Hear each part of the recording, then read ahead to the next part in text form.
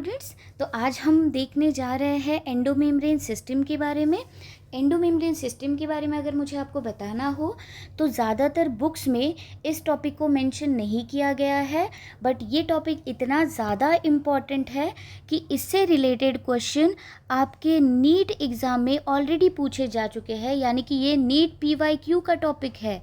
NEET previous year question में ये topic से रिलेटेड बहुत सारे क्वेश्चन पूछे जा चुके हैं जो हमने ऑलरेडी क्या कर लिए हैं, हमने ऑलरेडी उस क्वेश्चन को टैकल कर लिया है नीट PYQ की सीरीज़ में। चलिए तो स्टार्ट करते हैं।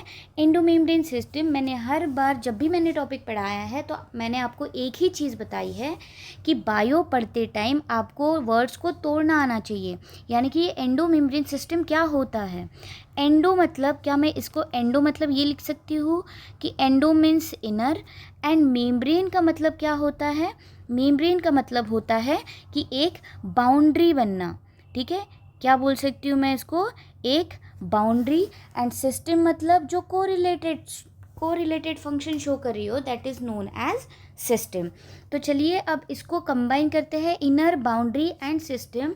इसका मतलब होता है एक ऐसी सिस्टम जो सेल की मेम्ब्रेन के अंदर फंक्शन परफॉर्म कर रही हो। कौन सी? सेल की बाउंड्रीज के अंदर फंक्शन परफॉर्म कर रही हो, that is known as endomembrane system. I hope so कि आपको नाम क्लियर हो गया हो। चलिए अब स्टार्ट करते हैं। एंडोमेम्ब्रेन सिस्टम को बोला जाता है group of membrane bound organelle. Membrane bound organelle का मतलब क्या होता है कि ऐसी ऑर्गेनेली जो मेम्ब्रेनस स्ट्रक्चर शो करती हो, that is known as membrane bound organelle. अब किस चीज़ में ये फंक्शन परफॉर्म कर रही है? Help in protein synthesis, modification and transport. अब protein synthesis, modification and transport क्या होता है? चलिए ये समझिए कि ये एक सेल है और सेल के अंदर यहाँ पर कहीं ना कहीं न्यूक्लियस प्रेजेंट है, और न्यूक्लियस से ही लग के आपने पढ़ा होगा जब मैंने ऑर्गेनेलीज को पढ़ाया था, वहाँ पर क्या प्रेजेंट होता है? एंडोप्लाज्मिक रेटिकुलम प्रेजेंट होता है। जस्ट एंडोप्लाज्मिक रेटिकुलम के बैक साइड में या फिर पैरेलल साइड में क्या प्रेजेंट होता है? ये प्रेजेंट होता है गोल्गी अपैरेटस। उसके बाद गोल्गी अपैरेटस ही फॉर्म करते हैं लाइजोसोम एंड वैक्यूल। ठीक है, क्या फॉर्म करते हैं? Lysosome and vacuole. अब ये सारे के सारे जितनी भी ऑर्गेनेलीज है, ये क्या कर रहे हैं? एक दूसरे के ऊपर डिपेंड होके फंक्शन परफॉर्म कर रहे हैं। और कौन सा फंक्शन परफॉर्म कर रहे हैं?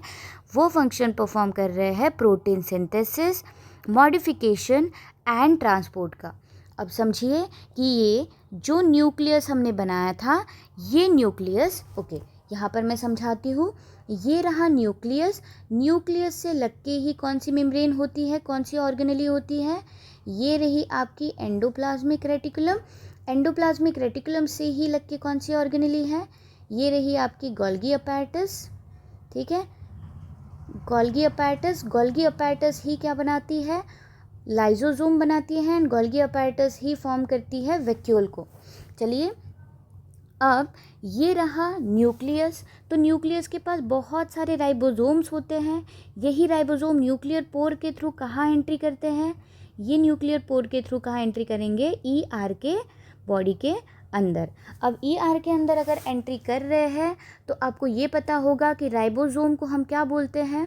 राइबोसोम को बोला जाता है protein factory of the cell. ये क्या बनाते हैं? ये बनाते हैं प्रोटीन। तो राइबोसोम जहाँ पर भी अटैचमेंट शो करेंगे वो भी स्ट्रक्चर क्या बनाएगा?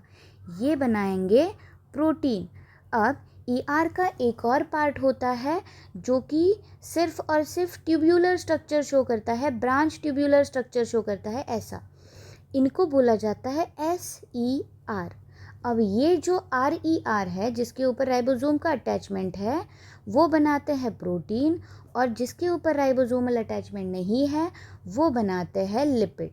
यहाँ पर देखिए, SER ने बनाया है लिपिड, RER ने बनाया है प्रोटीन। अब प्रोटीन एंड लिपिड को एक जगह से दूसरी जगह पर लेके जाना है। तो लेके जाने के लिए जैसे आप फूड ऑर्डर करते हो तो ज़ोमैटो डिलीवरी बॉय ही कैरी करते हैं फूड को आपकी तरफ, है ना। तो यहाँ पर भी प्रोटीन एंड लिपिड को कैरी करने वाले कुछ क्या होते हैं? कुछ डिलीवरी एजेंट होते हैं। That delivery agent is known as vesicles. ठीक है, उनको क्या बोला जाता है, वेसिकल्स। अब ये वेसिकल एक जगह से डिफ्यूज़ होके कहाँ आएंगे, गोल्गी बॉडी के पास। गोल्गी बॉडी के पास आके वो गोल्गी के अंदर फ्यूज़ हो जाएंगे और क्या कैरी कर रहे हैं, वो कैरी कर रहे हैं वो प्रोटीन और लिपिड्स को। फिर वो गोल्गी बॉडी के पास आके वो क्या हो रहे हैं, गोल्गी बॉडी में फ्यूज़ हो रहे हैं। अब गोल्गी बॉडी के अंदर कौन सी दो चीज़ें हैं, प्रोटीन भी है गोल्गी बॉडी के पास, लिपिड भी है। अब इन प्रोटीन और लिपिड को गोल्गी क्या करती है, गोल्गी फंक्शन परफॉर्म करती है पैक करने का। यानी कि ये जो गोल्गी है ये क्या करेगी, मॉडिफाई करेगी एंड पैक करेगी प्रोटीन एंड लिपिड को।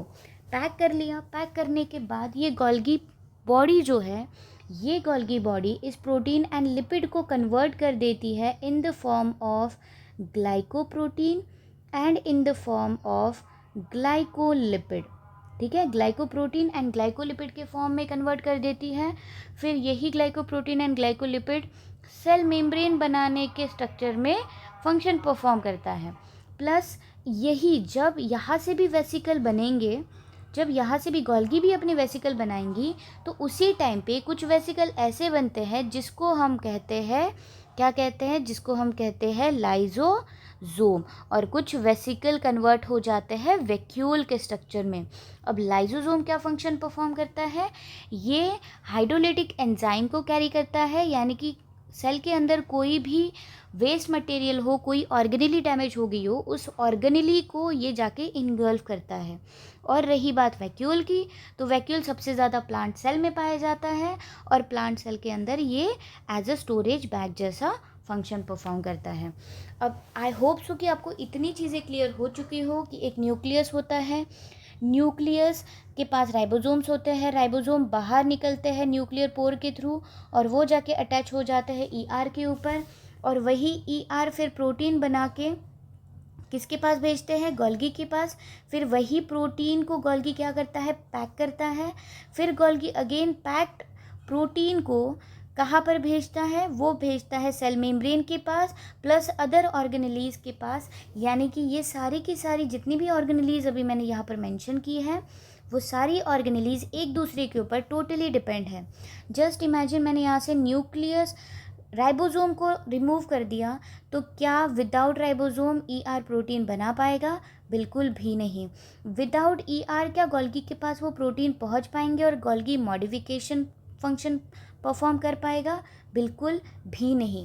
यानी कि इसके पास में से एक भी ऑर्गेनेली को अगर मैंने रिमूव कर दिया तो ये एक सिस्टम जो सेल के अंदर फंक्शन परफॉर्म कर रहा है वो फंक्शन परफॉर्म कर ही नहीं पाएगा। इसी को बोला जाता है एंडोमेम्ब्रेन सिस्टम। अब जहाँ पर मैंने अब तक न्यूक्लियस का जिक्र किया है, वो न्यूक्लियस एंडोमेम्ब्रेन सिस्टम का पार्ट नहीं है। बट मैं आपको क्लियर कर दूँ कि न्यूक्लियस इसका पार्ट ना होते हुए भी पर न्यूक्लियर एनवेलप जो है, यानी कि न्यूक्लियस की आउटर बाउंड्रीज, न्यूक्लियर एनवेलप, ये डेफिनेटली एंडोमेम्ब्रेन सिस्टम का पार्ट है। आपको ये याद रखना है। कौन कौन से, nuclear envelope, endoplasmic reticulum, Golgi apparatus, lysosome and vacuole is a part of endomembrane system. और यहाँ पर देख सकते हैं कि ये सिर्फ और सिर्फ कौन सी सेल के पास प्रेजेंट होता है, ये होता है यूकैरियोटिक सेल के पास प्रेजेंट। नेक्स्ट आप देखिए, अभी मैंने जो चीज़ें वहाँ पर एक्सप्लेन की थी कि RER जो है ये RER के ऊपर क्या अटैच होता है, राइबोसोम का अटैचमेंट होता है। अब राइबोसोम का ही अटैचमेंट क्यों होता है, क्योंकि इसके पास एक ग्लू लाइक सब्सटेंस प्रेजेंट होता है that is known as ribophorin. Ribophorin आप ये ज़रूर याद रखिएगा, it's act like a glue. ठीक है, ER के ऊपर जहाँ पर भी राइबोफोरिन प्रोटीन होता है उसी के ऊपर सिर्फ राइबोसोम अटैच होते हैं। यानी कि RER के पास ही वो प्रोटीन है, SER के पास वो प्रोटीन नहीं होता है, इसीलिए उसके पास कोई भी राइबोसोम जाके अटैच नहीं होते हैं। नेक्स्ट देखिए, यहाँ पर स्मूथ ER राइबोसोम का अटैचमेंट है ही नहीं, बट क्या बना रहा है, वो लिपिड बना रहा है, स्टेरॉइड बना रहा है। नेक्स्ट गोल्गी जो है, ये गोल्गी क्या कर रहा है, गोल्गी जो है ये गोल्गी प्रोटीन को मॉडिफाई कर रहा है, पैकेजिंग कर रहा है एंड सिक्रीशन कर रहा है कुछ सब्सटेंसेस के नेक्स्ट लाइसोसोम जो है, ये लाइसोसोम क्या कर रहा है, ये लाइसोसोम जो है इसके पास बहुत सारे डाइजेस्टिव एंजाइम होते हैं। डाइजेस्टिव एंजाइम के साथ ही इसको कहा जाता है इट कैरीज हाइड्रोलिटिक एंजाइम, यानी कि इसके पास 50 प्लस एसिड्स प्रेजेंट होते हैं, 50 प्लस एसिड्स। एंड यही लाइसोसोम 4 डिफरेंट टाइप्स में फंक्शन परफॉर्म करता है, 4 डिफरेंट टाइप्स में। ठीक है, 4 डिफरेंट टाइप्स क्या होंगे, जब लाइसोसोम पर्टिकुलर एक लेक्चर लिया जाएगा लाइसोसोम के ऊपर, तब आपको मैं ये चारों के चारों टाइप्स एक्सप्लेन कर दूंगी। क्या आपको इतना क्लियर है? नेक्स्ट लाइन में क्या बोला गया है कि वैक्यूल क्या फंक्शन परफॉर्म करता है, it act like a storage sac for water, food, ions and waste material. Large central vacuole in plant maintain turgor pressure.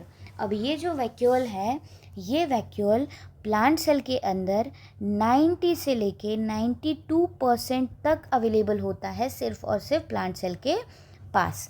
ठीक है, नेक्स्ट हम बात करते हैं कि एंडोमेम्ब्रेन सिस्टम अब वर्क कैसे कर रहा है। यहाँ देखिए कि फर्स्ट राइबोसोम जो है, ये राइबोसोम ने प्रोटीन बनाया, वही राइबोसोम जाके अटैच हो गए ईआर के पास। ईआर ने प्रोटीन जो सिंथेसाइज किया, वो सिंथेसाइज प्रोटीन और लिपिड कहाँ पर ऐड किया गया, वो किया गया ट्रांसपोर्टिंग वेसिकल यानी कि जोमेटो डिलीवरी बॉय जैसे स्ट्रक्चर के अंदर। फिर यही जोमेटो डिलीवरी बॉय किसके पास लेके गया, गोल्गी के पास। फिर गोल्गी ने क्या किया, गोल्गी ने उसी प्रोटीन को मॉडिफाई किया, पैक किया। ठीक है, पैक करने के बाद वही जो प्रोटीन है, अब उसमें से पैक करते टाइम कुछ वेसिकल ऐसे बने जिनको बोला जाता है सेक्रेटरी वेसिकल। ठीक है, नेक्स्ट कुछ जो चीज़ें हैं, वो कुछ चीज़ें क्या बन गई, वो वैक्यूल बन गई। और जितना भी प्रोटीन गोल्गी ने मॉडिफाई किया था, पैक किया था, वो सारा का सारा प्रोटीन सेल मेम्ब्रेन के पास आ गया। सेल मेम्ब्रेन को क्या करना है, अब सेल मेम्ब्रेन खुद उस प्रोटीन का यूज़ करेगी, या फिर with the help of exocytosis. Exocytosis मतलब सेल मेम्ब्रेन कुछ अमाउंट ऑफ चीज़ें बाहर भेजती है दूसरी सेल के पास, that is known as exocytosis. तो ये भी फंक्शन परफॉर्म करेगी कौन, सेल मेम्ब्रेन। यानी कि एक दूसरे के ऊपर टोटली डिपेंडेंसी शो करना, यानी कि कौन सी सिस्टम शो करना, एंडो मेम्ब्रेन सिस्टम शो करना। आई होप सो कि आपको सारी चीज़ें क्लियर हो चुकी हो। Thank you so much.